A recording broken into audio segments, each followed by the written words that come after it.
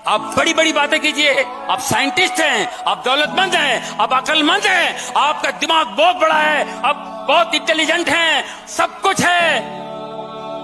एक दिन अकेले हो जाएंगे आप।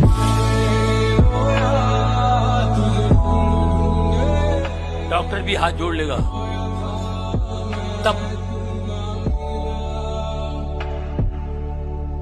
सब बेफिक्र रहो।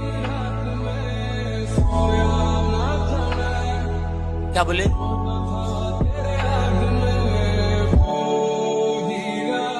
बात भी नहीं कर पाएंगे, एक वर्ड भी नहीं आएगा, क्या पढ़ाई करेंगे आप? ये पढ़ने से ऐसा होगा, ये पढ़ने से ऐसा होगा, ये पढ़ने से आपको ये हो जाएगा, वो पढ़ने से पढ़ने की भी औकात नहीं होगी, खाली एक ही बात। अब क्या फायदा? कनेक्शन लगाया ही नहीं कभी, रिलेशन बनाया ही नहीं कभी।